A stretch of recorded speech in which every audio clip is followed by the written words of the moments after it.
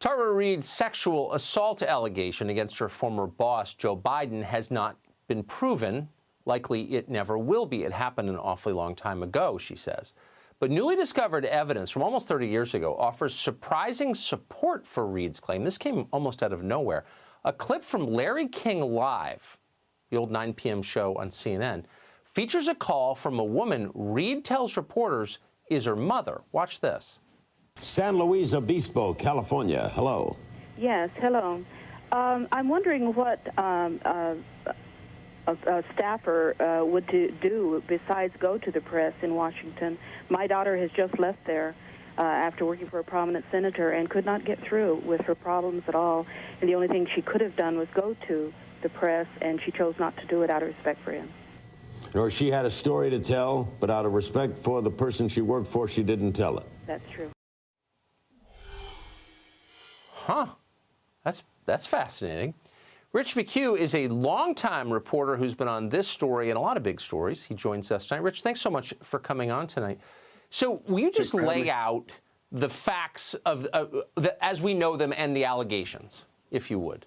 Sure. So Tara Reade worked for Joe Biden in 1992 and 93 for about 8 months. She says that at the time she faced some sexual harassment from him, unwanted touching, and she had complained about it, and it fell on deaf ears. And so she said she went and filed a complaint, outside of his office in some senatorial office that would handle these things. Around that same time, she says she was asked to deliver him a gym bag in one of the Senate buildings. And she brought it to him, and she says it was a warm spring day, a hot spring day. And she said that that he attacked her in a corridor. It wasn't a private office or anything, but attacked her and sexually assaulted her. And she came forward with an allegation last April. She told a local paper. She'd been telling people about this. She told people at the time. She told her mother, she told a friend, she told her brother, and she may have told some others.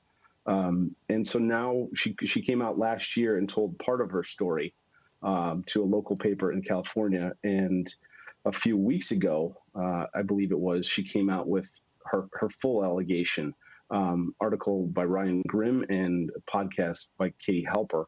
And since then, everybody's been examining the veracity of her claims. Let me just clarify something. All of this is kind of a mishmash when you talk about sexual assault, sexual harassment. You're not. Mm-hmm. She's not suggesting that he said something vulgar to her. She's saying that he grabbed her genitals. Is that right? That's correct. That's correct. Okay, so that puts it in a different category from a lot of the stories like this that we hear. Really quickly, tell us about this call to Larry King. Where did that clip come from? So she had told me about this. I said, in the process of reporting this, she came and said, I was you're always trying to figure out how to, if you're investigating how to kill a story. And if you can kill it, then you don't do it. And I was always trying to track down this clip. And without working at CNN, I couldn't go in there.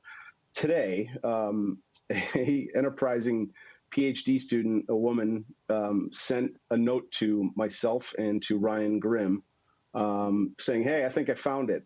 And I think Ryan he probably responded to her quicker than I did. And so we got to this moment this afternoon where we both realized that there was this video was found.